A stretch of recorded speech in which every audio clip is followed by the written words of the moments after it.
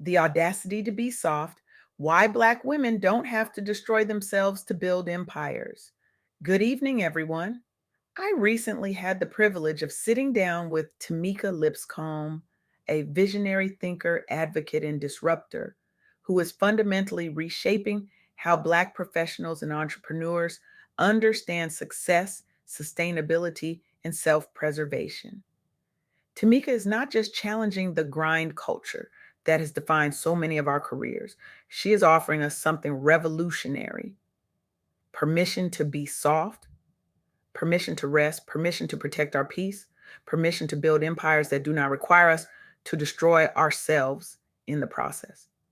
Her work is making the world better by giving high achieving Black women, especially those of us who have spent decades in survival mode, a roadmap back to wholeness, joy, and radical self love. She's creating a movement where ambition and ease can coexist, where boundaries are not betrayals, and where softness is recognized as the strategic advantage it has always been. Today, I want to share the insights from our conversation, insights that I believe will fundamentally shift how you think about ambition, leadership, and what it truly means to thrive. Let me start with something that might surprise you, something that might even make you uncomfortable. We have been taught for as long as most of us can remember that softness is the opposite of strength. That if you want to succeed, especially as a Black woman, you have to be tougher, work harder, grind longer, and never ever let them see you sweat. We have been told that rest is for the weak, that boundaries are selfish, that if we are not constantly proving ourselves, we will be left behind. We have been conditioned to believe that our value is tied to our productivity, that our worth is measured by how much we can endure, and that survival is the highest form of success. But what if I told you that this entire framework is a lie? What if softness is not the opposite of strength? What if softness is actually a strategy for sustainability and success? This is the counterintuitive idea that Timika Lipscomb brought into our conversation. And it is one that I believe has the power to change lives, to save careers, and to redefine what leadership looks like for an entire generation of Black women. Softness in this context is not about being passive or unambitious. It is about making a deliberate, disciplined decision to stop centering survival and start centering wholeness while still being deeply ambitious, data driven, and impactful in your work. It is about having the audacity to protect your peace, structure your business around your well being, and refuse to let other people's stigmas dictate how you show up, lead, or build wealth. Now, I know what some of you might be thinking: soft girl era? That sounds like a trend. That sounds like something for an influencers on Instagram, not for serious professionals trying to close deals, lead teams, or scale businesses. That sounds like giving up. That sounds like tapping out. That sounds like an excuse to stop hustling. But here's the truth: the soft girl era is not a trend. It is a lifestyle rebellion. It is a deep exhale from the Superwoman script. It is a quiet but powerful return to softness, rest, self trust, and radical joy. And it is exactly what so many of us need right now. Not because we are weak, but because we are wise enough to know that the way we have been doing things is not sustainable. It is killing us. It is robbing us of our creativity, our relationships, our health, and our joy. And it is time to choose differently. Let me share three key insights from my conversation with Timika Lipscomb that I want you to hold on to. Three truths that have the power to transform how you think about success, leadership, and self preservation. First, softness is a strategy, not a weakness. Choosing rest, boundaries, emotional intelligence, and nervous system safety is not you tapping out of the grind. It is you making a calculated decision to extend your career, protect your creativity, and increase the quality of your leadership and decisions. Think about it. How many brilliant ideas have you missed because you were too exhausted to think clearly? How many opportunities have you turned down because you were too burned out to say yes? How many relationships, personal and professional, have suffered because you were running on empty? How many times have you made a decision from a place of fear, scarcity, or exhaustion and later regretted it? Softness is not about doing less, it is about doing better for longer with more intention and more joy.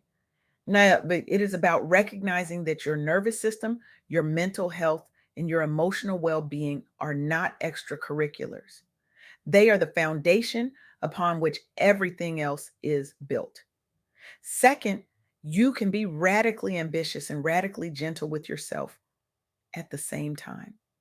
Black professionals and entrepreneurs do not have to choose between chasing big goals and rejecting harmful stigmas about being angry, too strong, or too much. You can design your days, your team culture, and your business model so that your audacity to not give up includes the audacity to slow down, delegate, and receive support without guilt. This is not either or. This is both and. You can want the corner office and the quiet morning. You can want the seven-figure launch and the boundary that protects your weekends. You can want the impact and the ease. You can want to change the world and still take a nap. You can be a visionary and still need therapy. You can be a leader and still ask for help. The idea that ambition requires self destruction is a lie that we have been sold, and it is time to stop buying it. Third, your nervous system is a business asset. How regulated, rested, and emotionally grounded you are directly affects your revenue decisions, negotiations, hiring choices, and long term resilience. Treating your mental and emotional life as a core part of your business strategy is one of the most powerful mindset shifts you can make on your entrepreneurial or professional journey. We spend so much time optimizing our marketing funnels, our sales scripts, our productivity systems, but how much time do we spend optimizing our inner state? How often do we ask ourselves, am I making this decision from a place of clarity and confidence or from a place of fear and exhaustion? Your nervous system is not separate from your business. It is your business. It is the operating system that runs everything else. And if that operating system is constantly in fight or flight mode, if it is running on fumes, if it is never given the chance to rest and reset, then everything you build on top of it will be unstable, unsustainable, and ultimately unfulfilling. Now, let me show you what this looks like in practice. Let me show you what it looks like when Black women refuse to choose between ambition and softness, when they reject the stigmas and build empires on their own terms. Consider the story of Pinky Cole, the founder of Slutty Vegan. Pinky is a Black woman entrepreneur who built a plant based burger brand in Atlanta that grew from a late night food concept to a multi-million dollar company in under a year. Her brand is loud, joyful, and unapologetically playful, centering pleasure and experience rather than the respectability many expect from Black women business owners. But before Slutty Vegan, Pinky owned a restaurant in New York that burned down in a devastating grease fire, leaving her essentially starting over. She lost everything. She could have internalized that failure as personal shame. She could have hardened herself, toned herself down, and tried to fit into the mold of what a serious food entrepreneur is supposed to look like. But she did not. Instead, she leaned into authenticity and joy as a differentiator. She centered community experience, long lines, social media buzz, and a party like atmosphere as core brand assets. She built a strong operational foundation while still modeling a people centered, energetic culture. The result? millions in revenue within the first year, expansion into multiple locations, national brand recognition, and a business that became a symbol of how embracing softness, joy, play, and community love can coexist with aggressive growth and big goals. Pinky Cole showed us that you do not have to harden yourself, dim your personality, or perform respectability to build a powerful business. She showed us that joy, community, and authenticity can be treated as strategic assets, not liabilities. She showed us that softness is not the absence of ambition, it is the presence of a joy of wisdom. Now, let us talk about Dr. Joy Harden Bradford, the founder of Therapy for Black Girls. Dr. Joy is a Black psychologist who created a mental health platform and podcast that centers the emotional well being of Black women and girls. It grew from a blog into a directory, a community, and a widely listened to show with millions of downloads. Dr. Joy noticed in her clinical and academic work that Black women often arrived at therapy exhausted from constantly performing strength. There was a deep stigma in Black communities around therapy and mental health, and an expectation that Black women remain strong and self sacrificing, not soft or in need of support. So she launched Therapy for Black Girls to directly counter the strong Black woman schema and to create digital spaces where being soft, overwhelmed, or in need of help was not pathologized but honored. She created digestible, culturally relevant mental health education via podcasts and social media. She built a therapist directory specifically for Black women, making it easier to find affirming care. And she positioned softness, vulnerability, rest, and emotional healing as not only acceptable but necessary for Black women's thriving. The impact? Therapy for Black Girls became a leading mental health brand and community for Black women, normalizing conversations about therapy and mental wellness among Black professional and entrepreneurial women. Dr. Joy reinforced the truth that your nervous system, your mental health, and your rest practices are business and career assets, not extracurriculars. She showed us that rejecting stigmas around strength and embracing emotional softness can become not only a personal healing journey, but also the foundation of a powerful, scalable business and thought leadership platform. She showed us that healing is not a detour from success, it is the path to it. Finally, let me share the story of the Fearless Fund.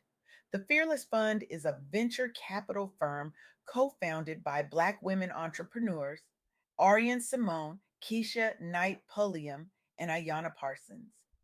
It was created by women of color to fund women of color led businesses in a context where Black women receive a tiny fraction of venture capital funding. Historically, Black women founders receive less than 1% of VC funding. There are systemic biases in venture capital, stigmas that Black women led companies are riskier or niche, and even legal and political pushback on race conscious investment strategies. The founders of the Fearless Fund had seen from their own entrepreneurial journeys and from supporting others how often Black women were overqualified, underfunded, and asked to overperform to be taken seriously.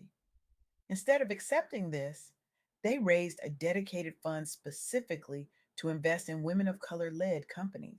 They combined capital with mentorship, community, and education, centering psychological safety and support, not just money.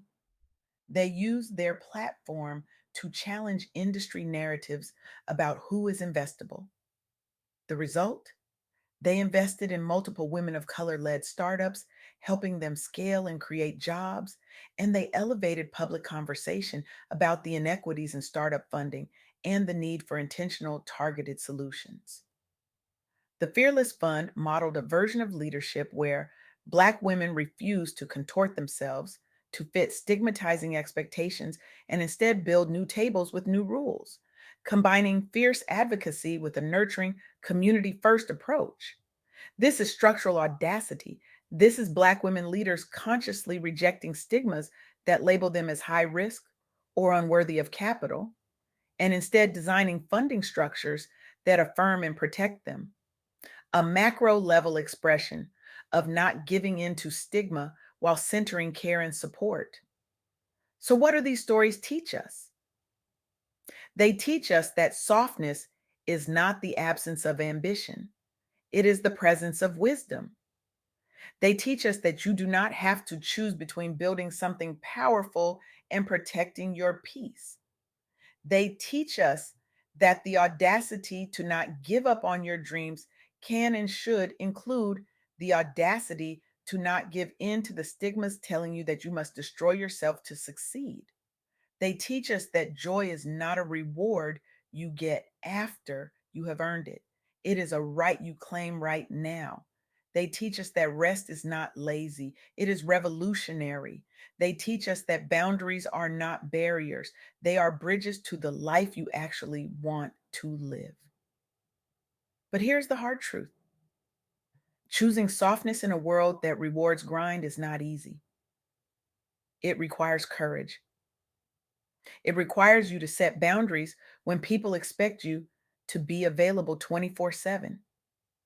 It requires you to rest when everyone around you is hustling. It requires you to say no without guilt, to delegate without shame, and to receive support without feeling like you are failing. It requires you to redefine what strength looks like, not just for yourself, but for the people watching you, learning from you, and following in your footsteps. It requires you to be willing to disappoint people who have grown comfortable with your overextension. It requires you to be willing to lose opportunities that were never aligned with your values in the first place.